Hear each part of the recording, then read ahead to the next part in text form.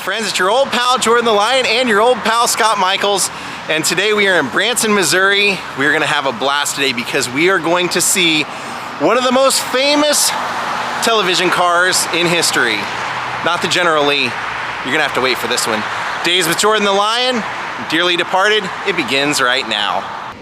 Our location today is just through the College of the Ozarks campus. Here we are, the Ralph Foster Museum. I have wanted to come here for a long time. And the last time I was in Branson, I totally would have came here. But for some reason in my mind, I thought this museum was in a different part of Missouri. So my bad. But we're gonna see it today. No spoilers, Scott, but how excited are you to see this today? Well, doggies. Here's a little hint as to what we're gonna see today. Oh my gosh, there it is. That is so awesome. I read online that they used to, I don't know if they still do, but they used to let you, for like 10 bucks, you can get in the car. This is the actual truck, the original truck from the Beverly Hillbillies. That is so awesome. I have been to 3 different museums that all have one of these, and they never say they don't have the original. They just call it the Beverly Hillbillies truck, and then somebody always screams in the comments, that's not the real one. The real one's at the Ralph Foster Museum in the Ozarks.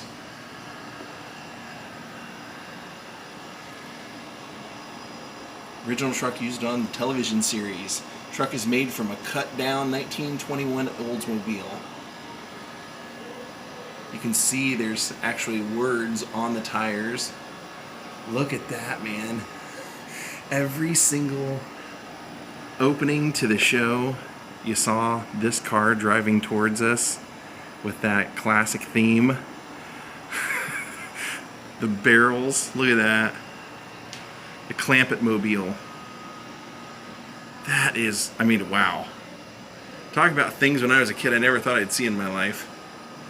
I watched this stuff constantly because I grew up on the TBS reruns. And I don't think there was ever a time growing up that the Beverly Hillbillies were not on TBS. Usually 6:30 or 7 o'clock. Oh, look at that! Granny's seat. The actual gun used by Granny. Look at that.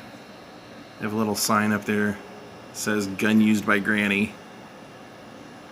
Oh man. Ah, a Paul Hennig classic. I loved all of these shows back when they were doing all of the kind of like the down home shows like Petticoat Junction, Green Acres. And then one executive came in and ruined it all. Decided he didn't want the network to be known for stuff like this and cancel them all. How cool is that though? Man, oh man.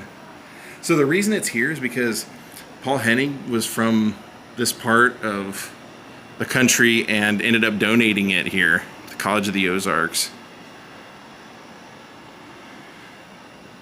Wow. Sorry I'm spending so much time on it, but you have to. Jethro's sitting there.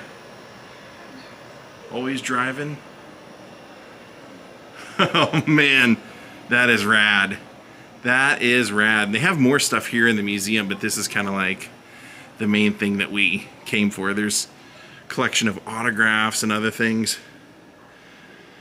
Granny's chair. Always kind of wondered how that was put in there. Just a rocking chair up on a platform. Says please don't get into this vehicle. Wow. Scott, what do you think, man? It's something. It's pretty cool to see it. It looks a lot bigger than the copies, you know. Yeah, this thing is huge.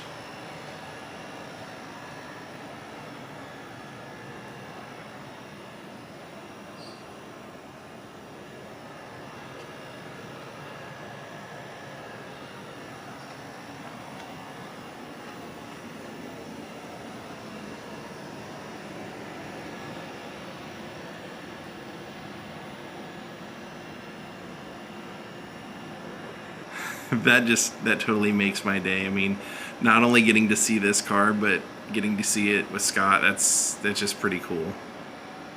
And Granny's gun, I'm not gonna lie, that makes me laugh. Here's a document on Beverly Hillbillies stationery to the museum from Paul Hennig. And he's saying that he's talking about how he'll get it to him. He's going to put it on a U-Haul and have it sent to some place in Springfield, which is about 30 minutes north of here. There's Paul Hennig's signature. Well, that's a serious bummer. They offer where you can pay 20 bucks to get in the car, and we don't even want to use their camera, but because they don't have someone here trained to operate the camera, they won't let us pay to use our own camera and get in there and take a photo. So we're gonna explore a little bit more of the museum because it's a big place. They have like 3 floors. This is to Cardinals baseball player Art Reinhardt, 1927 Cardinals. Never even heard of this guy. That's interesting though. They've got his baseball socks though. I'll go. Now that's pretty neat. They have some sort of document from, like a letter from Chet Atkins on Chet Atkins stationery. It says, "Merry Christmas, I think of you often and wonder where the heck I would be without your support." It's very cool. Here they're showing Willie Nelson's album, Always on My Mind, and that one of the songwriters was from around here.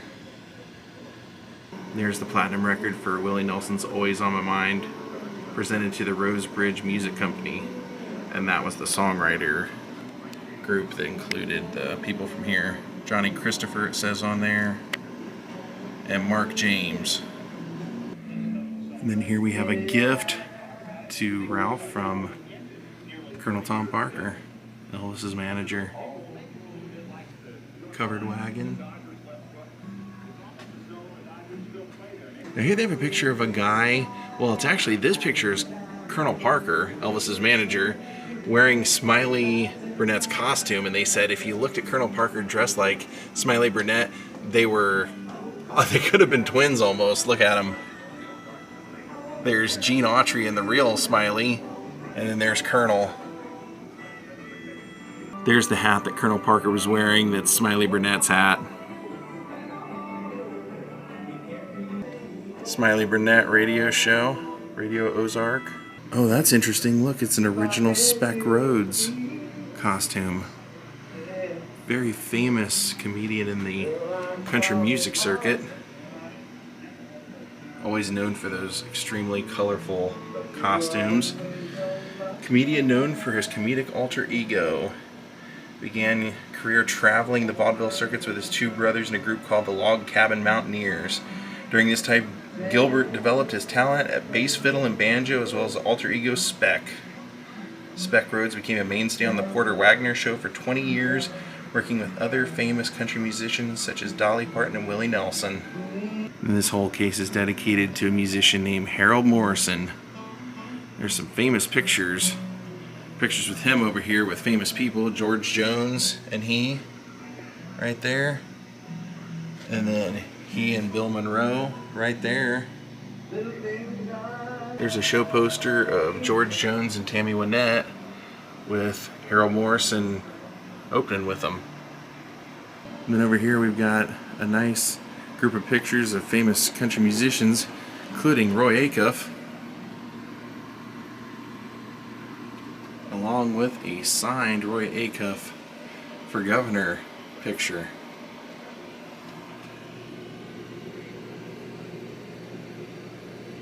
And then over here we have Brenda Lee. Some of Brenda Lee's memorabilia, one of her little dresses. And then a gold record presented to her for jambalaya. And a signed photo. There's Brenda Lee sharing a dance with Elvis backstage at the Grand Ole Opry. And that picture of her right there as a little girl, it says she made her appearance on Dick Clark's highly popular American Bandstand, generated mob scenes outside the Philadelphia TV studio. Still less than 5 feet tall, Brenda has been dubbed Miss Dynamite. That outfit she's wearing right there is the one they have on display right here. Oh, that's cool. That hat over there is Eddie Rabbit's hat. Then over here we have some memorabilia. I love the RCA Nippert right there, and then the Edison phonograph down here below it. And then they have some Hank Thompson boots right here, and also some boots owned by Shug Fisher. And they have a bunch of memorabilia from the Ozark Jubilee. This was the popcorn machine from it, and here was the famous wheel that they would spin. And then over here you've got the piano. Take a look at that. Look at everything on there. Free snuff for the ladies, all right. Ragtime piano. Look how it's been colored and everything. Turkey trot. And the microphone. Here they have a square grand piano from 1850. These are made in Germany. Never really seen anything like that before. Now, I've never heard of this before, but it's the Droopy Drawers costumes from, it says the Bald Knobbers Jamboree stage costumes. I'm not familiar with them. Somebody signed the pants though. Then over here they have, I guess, the Weaver Brothers. Never heard of the Weaver Brothers either. But they have the costume of Max Weaver, his stage costume. But they also have his instrument. Look, it's like part guitar, part dulcimer. It's like a dulcimer back with a guitar front.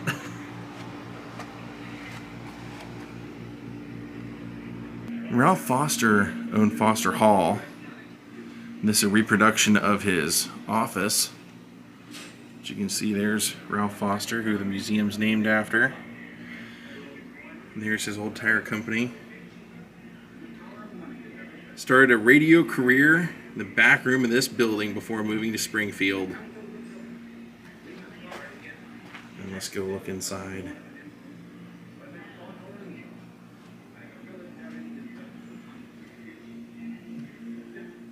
His hat sitting there on the desk. And then it's just wall-to-wall memorabilia.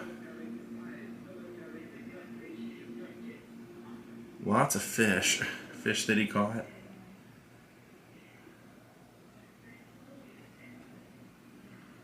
Signed baseball on the table. Can't really tell who signed it. That's where the man would have sat, right there. Take a look at that. We're still in Branson here, and when my grandparents came to Branson, they saw Barbara Mandrell. This is Barbara Mandrell's outfit. Very like Native American style, with all the beads and the feathers and everything. She was the Sweetheart of Steel. Hall of Fame, Country Hall of Fame member Barbara Mandrell was the first woman to be inducted into the Steel Guitar Hall of Fame. She toured with Red Foley and the Jubilee.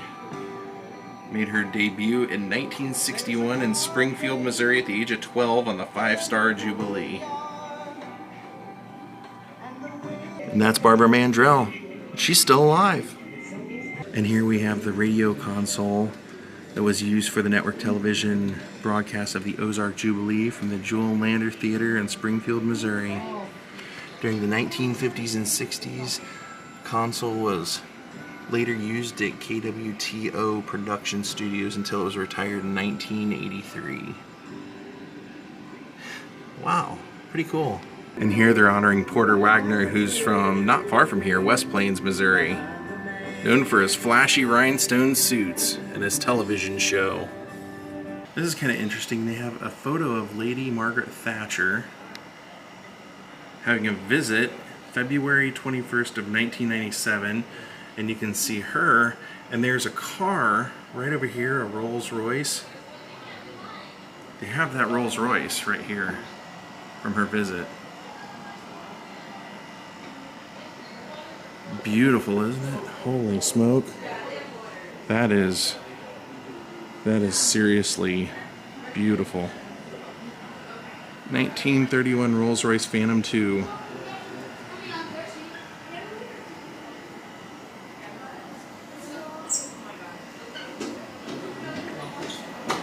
Very cool. I love it. What a beautiful car.